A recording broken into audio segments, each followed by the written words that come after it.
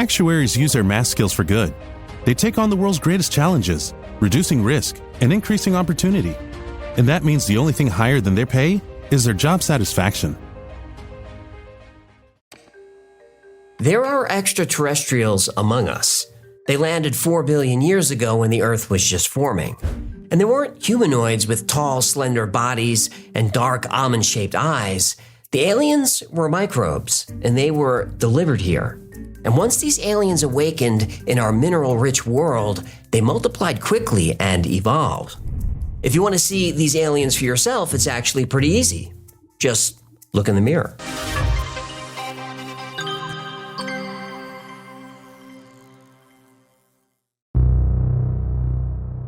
"4 billion years ago, the Earth's surface was very different than it is today. No continents existed. The entire planet was covered in ocean, but the waters were shallow, no more than 100 feet deep in most areas. Countless volcanoes covered the globe, spewing molten rock that would soon form tiny islands. The atmosphere was a heavy shroud of volcanic ash, superheated dust, and toxic gas. This was perfect for the large craft that had just entered Earth's orbit. This craft was on a mission. On the vessel was a cargo chamber filled with row after row of large capsules, each about the size of a car. The capsules contain trillions of prokaryotes. Prokaryotes are single-celled organisms. They don't even have a nucleus. But these organisms carry something very important in each and every one of them: DNA. There was a loud hiss, a door opened, and a capsule was ejected toward the planet below. The vessel powered up its engines as soon as the payload entered the atmosphere. Moments later, the ship bolted out of the solar system and onto its next destination. The alien capsule glowed red hot as it pushed through the Earth's atmosphere. This wasn't a problem, it was designed for this. When the object hit the water, the impact was violent. This was also expected. The capsule opened. Out poured what looked like thousands of glass beads. Each of these beads contained millions of organisms. The ocean water dissolved the beads and released the organisms into the boiling seas. Most died immediately. This was also expected, but some survived. These pioneering organisms thrived in the depths of the ocean, around hydrothermal vents heated by the Earth's core. The organisms adapted, evolved, and diversified. This was the plan. And so the tiny planet Earth began its journey from a barren piece of lifeless rock to a vibrant oasis of life. The creators knew it would take a few billion years for intelligent life to evolve. This was all encoded in the DNA of those first microorganisms. The DNA was a program. The programmers knew that when their creations were finally ready, they'd decode the program and find a way to call home.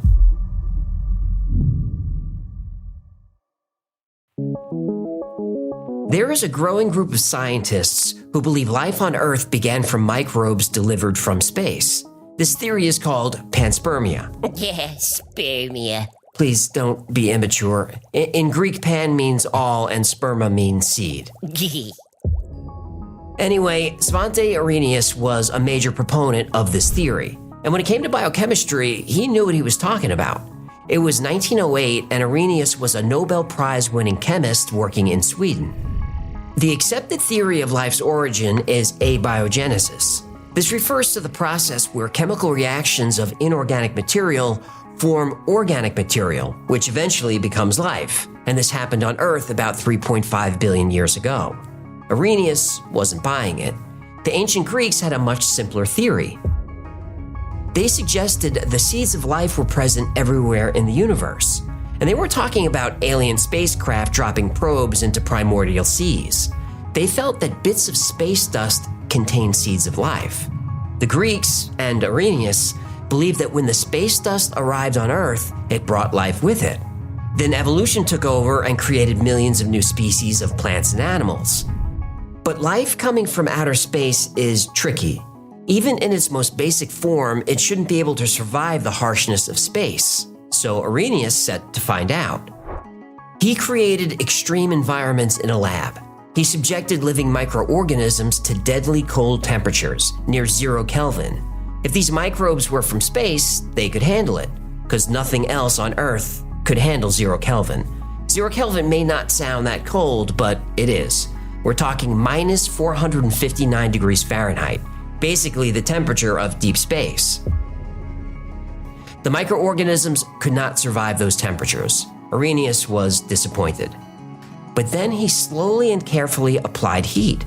Most microbes remained inert, but some, when reheated very carefully, activated again. They were alive. This shouldn't have happened.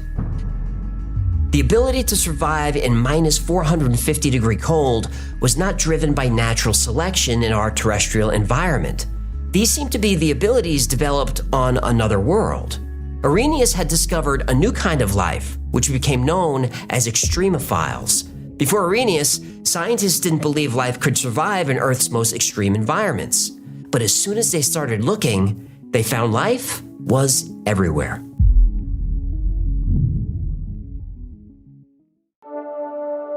Arrhenius had proved that life could survive the extreme cold of space. But what about extreme heat? In 1977, explorers discovered hydrothermal vents. They were on the ocean floor beneath the Galapagos Islands. These were cracks in the Earth's crust, where water, superheated by the planet's core, is released. Since that first discovery, scientists have found these hydrothermal vents all over the world. They're usually in underwater mountain ranges where tectonic plates collide. Now, humans can't survive very long in temperatures over about 122 degrees Fahrenheit. At that temperature, proteins in our bodies start to melt. Our cells lose their shape. At over 158 degrees, our DNA begins to unravel. Yeah, but nothing loosens up the muscles like a nice fin rub and a nice hot soak. Well, maybe, but the water released at these hydrothermal vents is over 800 degrees. That would kill you, me, anything almost instantly. Yet here's the thing, that water is teeming with life. There are bacteria thriving in water at 220 degrees. Some can even survive in temperatures higher than that. These are called hypothermophiles. No one knows how their DNA keeps its shape at these extremes, but it does. And as you go deeper into the ocean, life faces another deadly problem: pressure. We don't really notice it, but our atmosphere is heavy enough to exert pressure on us. When you go underwater, the weight of the water does the same thing. Without protection, the human body can't survive for more than 5 or 6 atmospheres of pressure. But scientists have found organisms that thrive in 300 atmospheres. Pressure doesn't seem to affect them much at all. Now, how about this? There are organisms that can survive in acid too. pH stands for potential of hydrogen or power of hydrogen. pH ranges from 0 to 14. 7 is neutral, below 7 is acid, and above 7 is basic or alkaline. The human body likes a pH of 7, neutral, or maybe slightly above. We go below that, we're in trouble. We don't like acid. Speak for yourself. The pH scale is logarithmic, so a pH level of 6 is 10 times more acidic than neutral. A pH level of 5 is 100 times more acidic, and so on and so on. Exposure to acid is very bad for humans. It's bad for almost every living thing on Earth. Almost every living thing. There are bacteria that live happily in sulfuric acid with a pH of 0.3. That is 5 million times more acidic than human blood. Even in those extreme conditions, life exists. Now, what about oxygen? Before beaming down, it's the first thing you check, right? Can we breathe out there? If there's no oxygen, the planet's not inhabitable. Life needs oxygen, but not all life. Some microbes called anaerobes convert carbonate, sulfate, or iron into energy. They don't need oxygen at all. So once scientists started looking, they realized extremophile microorganisms do more than exist. They're the most numerous life forms on Earth. But if panspermia is real, these extremophiles would have to withstand a trip through the harshest environment we know, space. And as soon as we had the technology to get these things into orbit, we did. If you love to travel, Capital One has a rewards credit card that's perfect for you. With the Capital One Venture X card, you earn unlimited double miles on everything you buy. Plus, you get premium benefits at a collection of luxury hotels when you book on Capital One Travel. And with Venture X, you get access to over 1,000 airport lounges worldwide. Open up a world of travel possibilities with the Capital One Venture X card. What's in your wallet? Terms apply. Lounge access is subject to change. See CapitalOne.com for details. A lot of products say they're clean, but what does that really mean? At Ritual, we have very high standards for what clean really means. Like for our best-selling Essential Prenatal Multivitamin, which is heavy metal tested, Clean Label Project certified, and GMO-free. It features key mom-to-baby ingredients like folate for neural tube support, choline for baby's brain development, and omega-3 for brain and vision support. But our high standards don't stop there. All of the ingredients in our Essential Prenatal Multivitamin are sourced through our made traceable supply chain, so it's clear where they come from and why they're there. Because clean isn't clean enough, especially during pregnancy. Shop Ritual for the support you deserve with 25% off at ritual.com/prenatal. These statements have not been evaluated by the Food and Drug Administration. This product is not intended to diagnose, treat, cure, or prevent any disease. Space is an environment more extreme than anything found on Earth. With no protection from the sun's radiation, temperatures can be over 250 degrees Fahrenheit. Pass into the Earth's shadow, hidden from the sun, suddenly it's minus 148 or lower. If temperature fluctuations don't kill you, radiation will do the trick. Radiation in space is strong enough to damage human cells and destroy DNA molecules. Unless you're going to the moon, then for some reason radiation isn't a problem at all. You're talking about going through the Van Allen belt? Yes, the Van Allen belt. You know, the radiation around the planet that nobody can get through, which is why nobody went to the moon. The Apollo spacecraft traveled through the Van Allen radiation belts at a very high speed, and the particles in the belt are spread very far apart, so the astronauts weren't exposed to much radiation. What are you doing, PR for NASA now? No, I'm just saying that even more dangerous than radiation is the vacuum itself. There's no atmosphere in space, and with no atmospheric pressure, the liquids in your body boil and vaporize. Saliva, tears, blood. Humans can't survive in space, but there are animals that can. In 2007, the European Space Agency sent 3,000 living tardigrades into orbit for 12 days. No one expected any to survive. How could they? They would have no shielding from the deadly radiation or the vacuum. Tardigrades are a bit more complex than typical microbes. These are microscopic animals with segmented bodies and 8 legs. They're commonly called water bears. Now that's a cute name for what's probably the toughest animal on Earth. Tardigrades can live at temperatures ranging from absolute zero to boiling. They can survive pressure 6 times that of the ocean's deepest trenches. When the orbital mission returned, 68% of the tardigrades survived. The space vacuum and exposure to cosmic radiation were not a problem for the water bears. Some even went on to reproduce offspring more tolerant to radiation exposure. Lichen is a unique form of life that represents a symbiotic relationship between 2 organisms, a fungus and photosynthetic bacteria. Other missions prove that lichen can also survive in space. And tardigrades, by the way, are most often found on lichen. Could an asteroid carrying lichen and tardigrades have seeded life on Earth?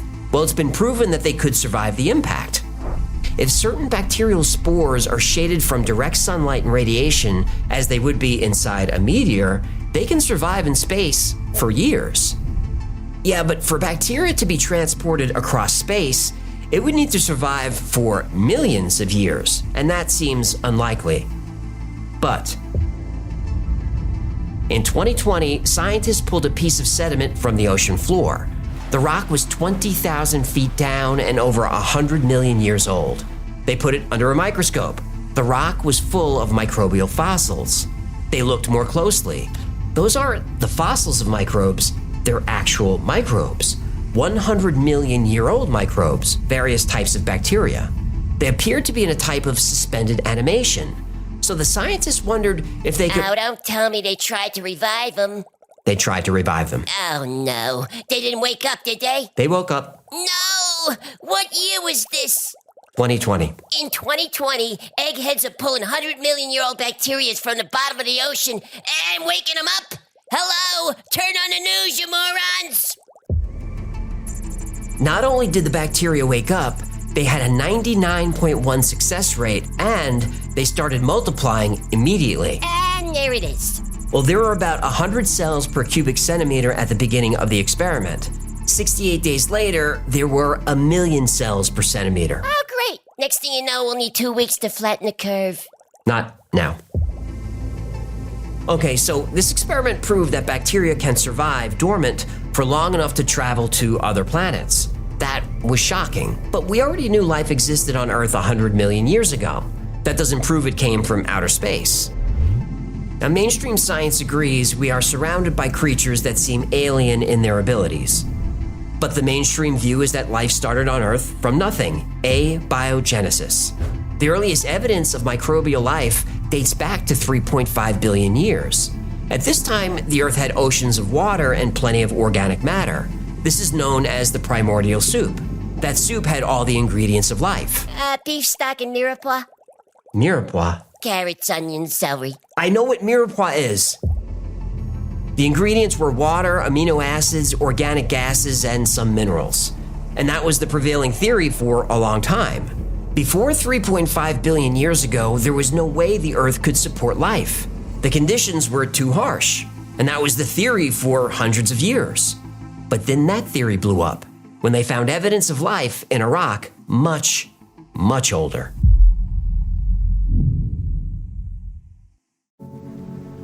Earth formed a little over 4.5 billion years ago in the Hadean Eon, named after Hades, the ancient Greek god of hell, because this time in history was hell on Earth. The planet had just started forming from interstellar gas and dust. The crust in the atmosphere didn't exist yet. The Earth was so hot that rocks couldn't solidify. This was not a habitable place.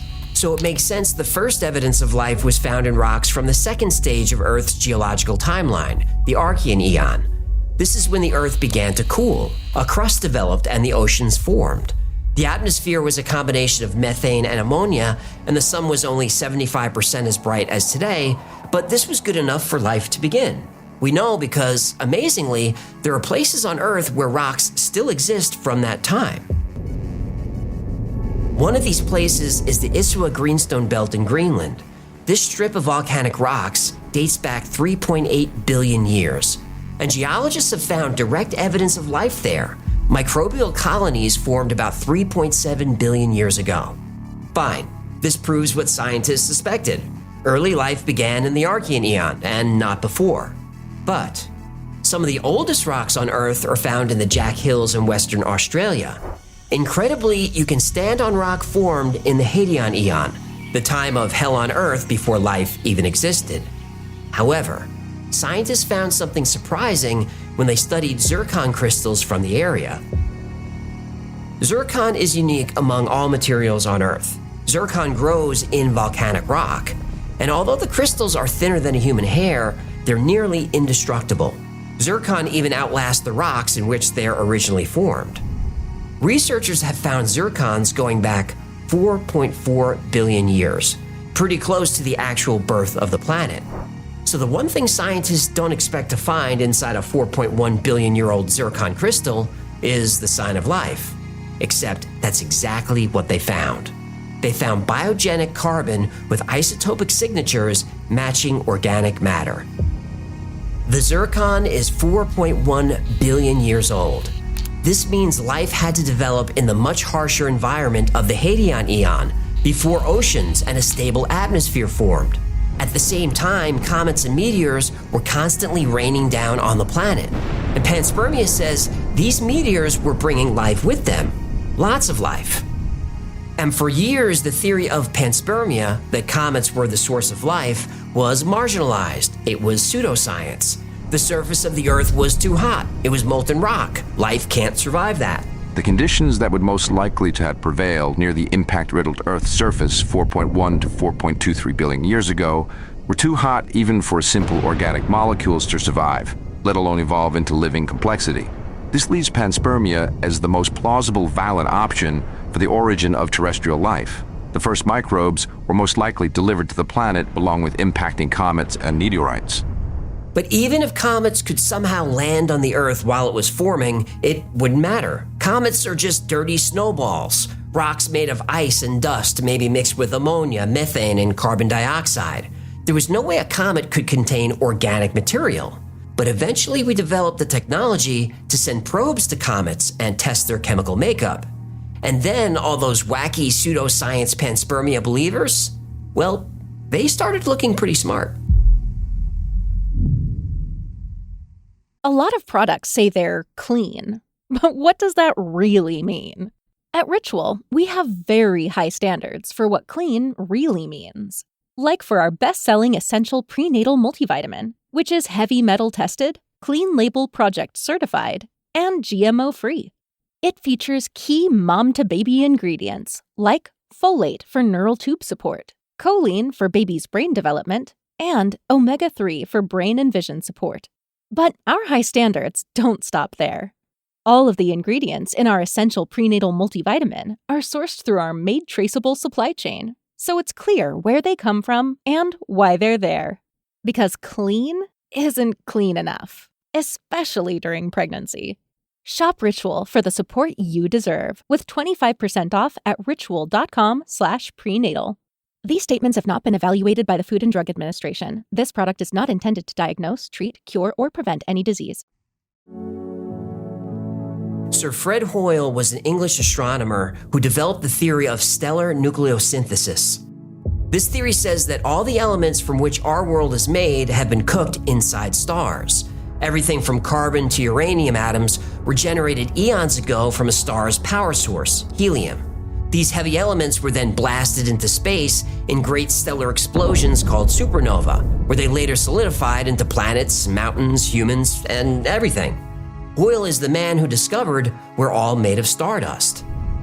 Hoyle was also a believer in the panspermia theory.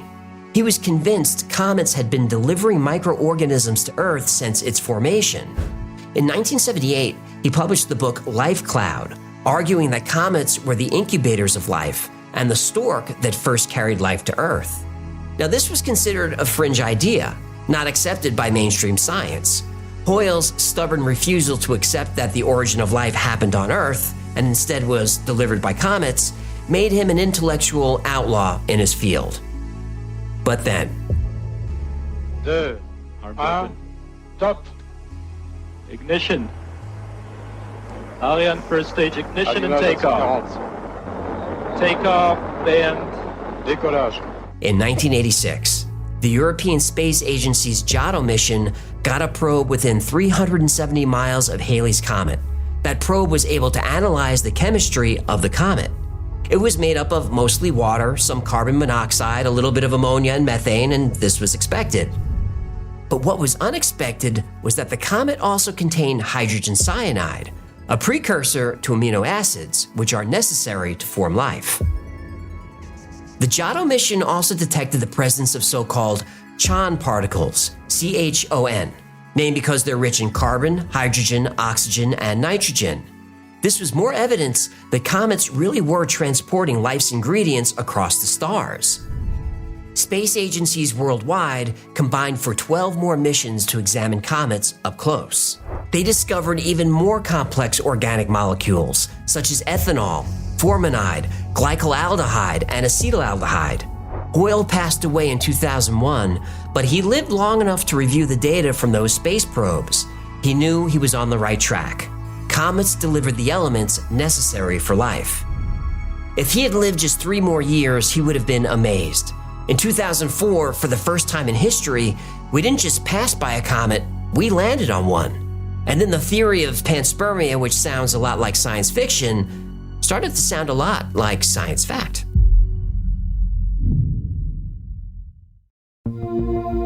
In 2004, the European Space Agency sent the Rosetta probe to visit Comet 67P. And this time, it carried a robotic lander that explored the comet's surface. The probe spent 786 days in space and traveled 4.8 billion miles.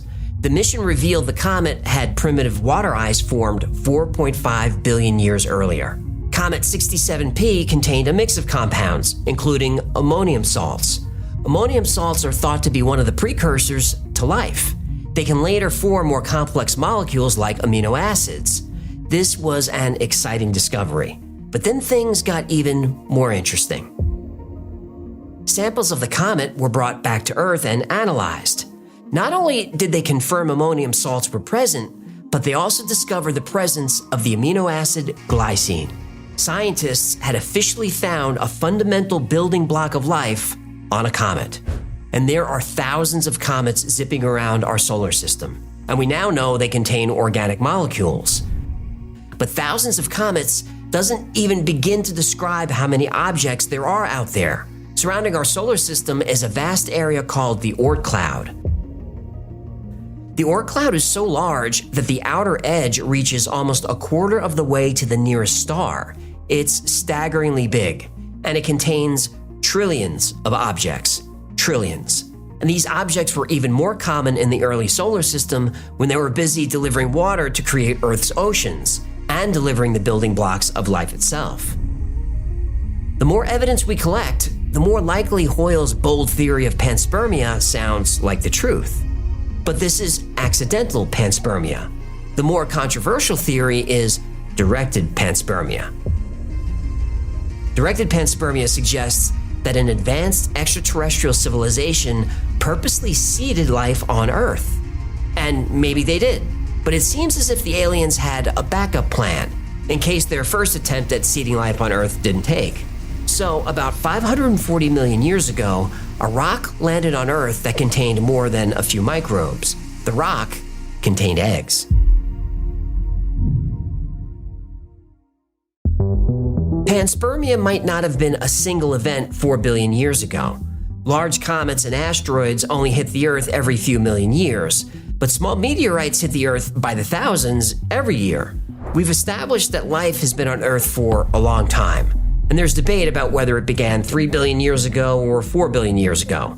But there's no debate that something very strange happened on Earth 540 million years ago, the Cambrian explosion. Before the Cambrian period, life on Earth was microscopic. Single-celled organisms like bacteria were the most common form of life. A few very simple multicellular organisms evolved, but even over a few billion years, life didn't become much more advanced. Then suddenly, boom, the Cambrian explosion. Out of nowhere, there was a rapid increase in the diversity and complexity of life, especially in multicellular organisms.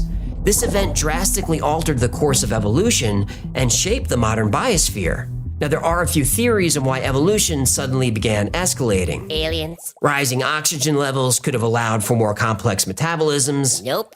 Or the end of an ice age could have made the oceans more survivable. Nope. But in 2018, a new theory was proposed. A team of 33 researchers published a paper in a peer-reviewed scientific journal that was interesting. It was titled, Cause of the Cambrian Explosion, Terrestrial or Cosmic? 540 million years ago, meteors landed containing biomatter that was more complex than microbes or amino acids. These meteors had eggs from a new species frozen in the icy center of the rock. That species exists to this day and is different than any other animal found on Earth. The creature has 3 hearts, a body that can change its shape, texture, and color at will. It has the brain power to use tools. It can easily navigate complex mazes.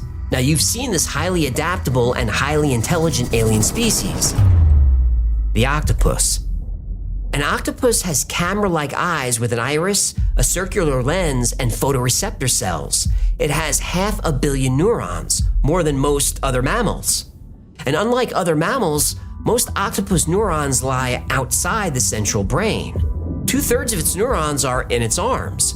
This results in the arms being able to act like independent animals. Each arm is capable of touch and taste. They can move separately and can grasp objects even after being severed from the main body. And if an octopus arm is severed, no problem. It grows a new one in its place, completely indistinguishable from the first. These characteristics, the large non-centralized brain, the ability to camouflage itself, and the flexible bodies appeared suddenly on the evolutionary timeline. Now, when scientists examined the genes of the octopus, the true alien nature revealed itself. The octopus genome shows staggering complexity. It has 33,000 protein-coding genes. That's 10,000 more than humans. Now, the octopus is said to have evolved from nautiloids like clams and oysters, but those are nothing like the octopus at all. This mysterious leap can only be explained by Aliens. Yep, extraterrestrial intervention.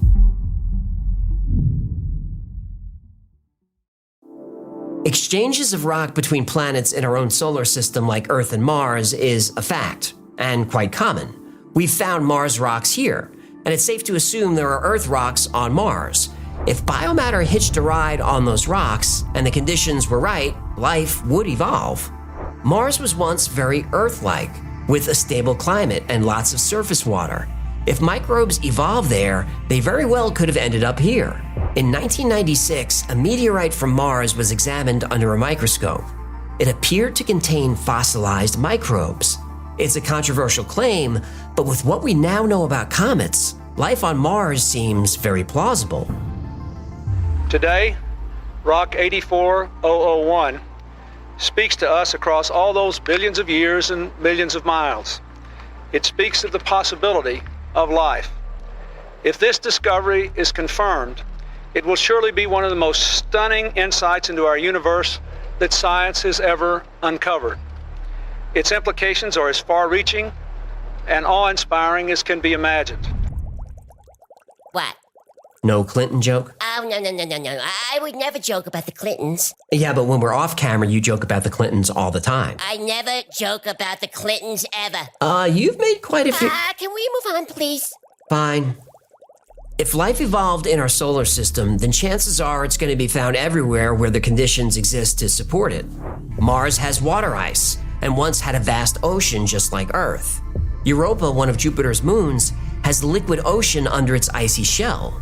Jupiter's gravity causes tidal forces on Europa that create heat. Enceladus, a moon of Saturn, also has a subsurface ocean. Plumes of water vapor and ice particles, including organic compounds, have been detected erupting from cracks in the moon's surface. Titan, another of Saturn's moons, has a dense atmosphere and stable liquid on the surface. Now, it's liquid methane, not water, but life could evolve there. Recent studies show Venus could support microbial life in the upper layers of its atmosphere. And Ceres, a dwarf planet in the asteroid belt, has water ice, and there's evidence of liquid salt water below the surface. And these are places right here in our solar system. But if we look further out, the chances of life increase tremendously. The number of potential Earth-like planets in our galaxy is about 100 billion. And there are about 100 billion other galaxies out there. So the total number of planets that could support life is incomprehensible. And with all the comets and asteroids flying around our galaxy carrying the seeds of life, Panspermia doesn't sound like pseudoscience. In fact, life being delivered here via Panspermia is the only theory, to me, that makes sense. A lot of products say they're clean, but what does that really mean? At Ritual, we have very high standards for what clean really means. Like for our best-selling essential prenatal multivitamin, which is heavy metal tested, Clean Label Project certified, and GMO-free. It features key mom-to-baby ingredients like folate for neural tube support, choline for baby's brain development, and omega-3 for brain and vision support. But our high standards don't stop there. All of the ingredients in our essential prenatal multivitamin are sourced through our made traceable supply chain, so it's clear where they come from and why they're there. Because clean isn't clean enough, especially during pregnancy. Shop Ritual for the support you deserve with 25% off at ritual.com/prenatal. These statements have not been evaluated by the Food and Drug Administration. This product is not intended to diagnose, treat, cure, or prevent any disease. Life not arising on Earth, but arriving on Earth. It's a fascinating theory, but is it true? Well, a couple of factors make seeding life on Earth a challenge. The time required for biologically active rocks to be ejected from a solar system is probably the biggest obstacle. It could take between 4 and 50 million years for rocks to break from a planet and leave the solar system. But If a planet is hit with a big enough object, like the asteroid that killed the dinosaurs, it can throw a rock into orbit in an instant. In the early solar system, giant impacts like this were happening all the time on every planet. But life finding its way here from another star, that's a long shot. Not impossible, but very difficult. But life finding its way here from Mars or Venus, that's no problem at all. Another issue though, no matter the distance traveled, the biological matter has to stay viable for the journey for millions or billions of years. And the size of the rock really matters. We know that bacteria and even more complex forms of life can stay dormant for many years, but that doesn't do you any good if your rock vaporizes when hitting the Earth's atmosphere. You're gonna need a pretty big rock to get through. Again, not impossible, but not easy.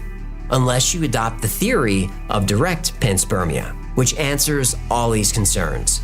The discovery of the structure of DNA is credited to James Watson and Francis Crick, so reputable and respected scientists.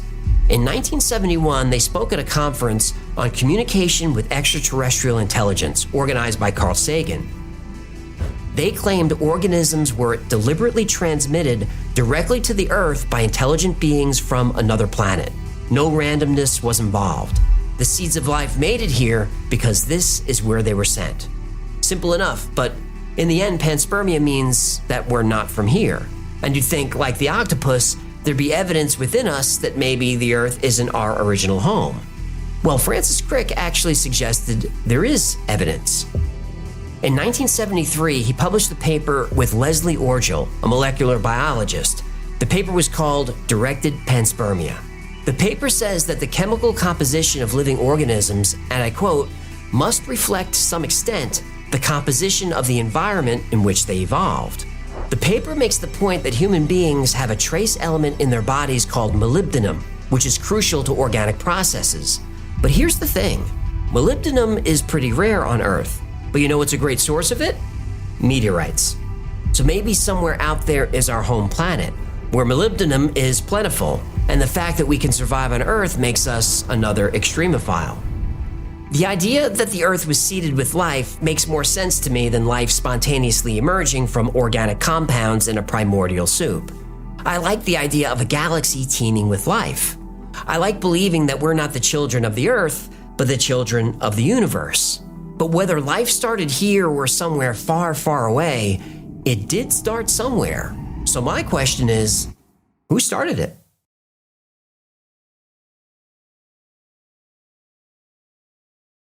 Thank you so much for hanging out with me today. My name is AJ, that's Hecklefish. I have no jokes about the Clintons. This has been the Y-Files. If you had fun or learned anything, do him a favor, subscribe, comment, like, share. All those buttons really help him out. And like most topics we cover on the channel, today's was recommended by you. So if there's a story you'd like to see or learn more about, go to theyfiles.com/tips. And remember, the Y-Files is also a podcast. Twice a week, I post deep dives into the stories we cover here on the channel. I also post episodes that wouldn't be allowed on the channel. Those are called unredacted. The podcast is called The Y-Files Operation Podcast, and it's available everywhere you get your podcasts. Now, if you need more Y-Files in your life, and not everybody does, really, not everybody does, but if you do, check out our Discord. There are thousands of people on there. I think there's 40,000 people on there right now.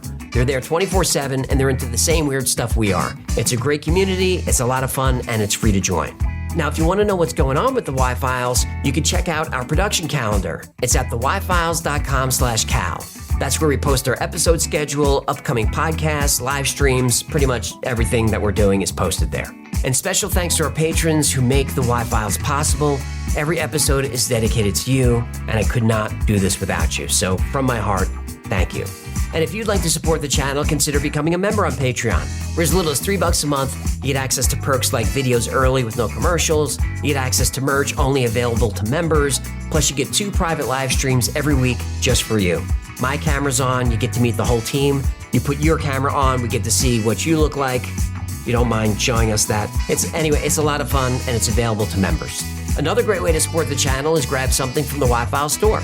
Grab a Hecklefish t-shirt, or a Fistable coffee mug filled with some coffee, or a beverage of your choice, or play Go Hecklefish cards while you're squeezing on one of these squeezy stuffed animal Hecklefish squeezing talking fish toys. And those are the plugs. Until next time, be safe, be kind, and know that you are appreciated.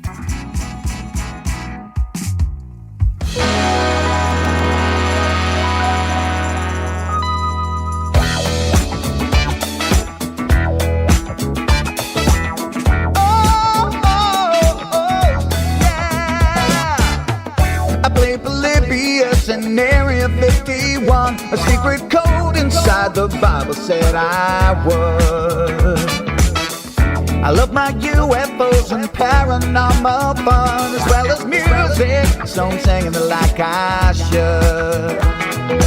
But then another conspiracy theory becomes the truth, my friends, and it never ends. No, it never ends.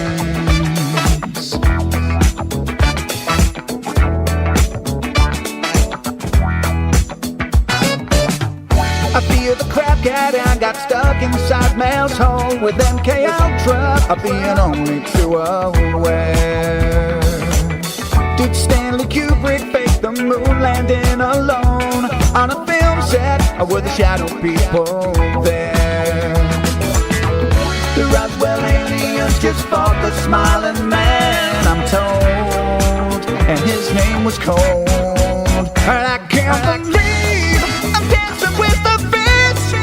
Head to fish on Thursday nights with AJ2, and the Wi-Fi's helping me all through the night. All I ever wanted was to just hear the truth, so the Wi-Fi's on repeat all through the night.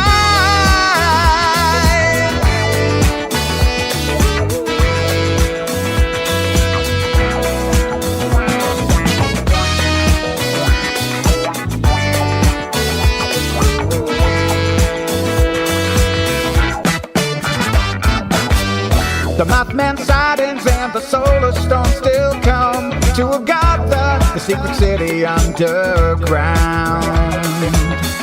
Mysterious number stations, planets Earth 02, Project Stargate, and what the Dark Watchers found. We're in a simulation, don't you worry though. The Black Knight satellite, it told me so. I can't believe I'm dancing with the fish.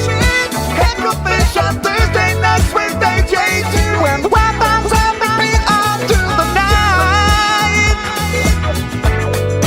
All I ever wanted was to just hear the truth, so the Wi-Fi's on repeat all through the night. Head to fish on Thursday nights with AJ2, and the Wi-Fi's helping me all through the night.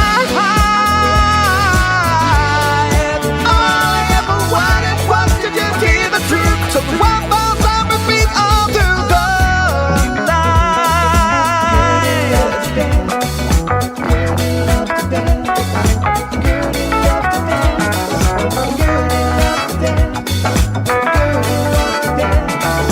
Gertie loves to dance. Yeah, Gertie loves to dance on the dance floor because she is a camel, and camels love to dance when the feeling is right, always in time. Gertie loves to dance. Gertie loves to dance.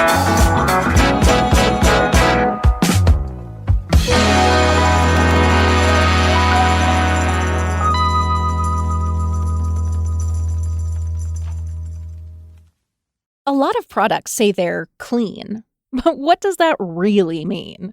At Ritual, we have very high standards for what clean really means. Like for our best-selling essential prenatal multivitamin, which is heavy metal tested, clean label project certified, and GMO-free. It features key mom-to-baby ingredients like folate for neural tube support, choline for baby's brain development, and omega-3 for brain and vision support. But our high standards don't stop there. All of the ingredients in our essential prenatal multivitamin are sourced through our made traceable supply chain, so it's clear where they come from and why they're there. Because clean isn't clean enough, especially during pregnancy. Shop Ritual for the support you deserve with 25% off at ritual.com/prenatal. These statements have not been evaluated by the Food and Drug Administration. This product is not intended to diagnose, treat, cure, or prevent any disease.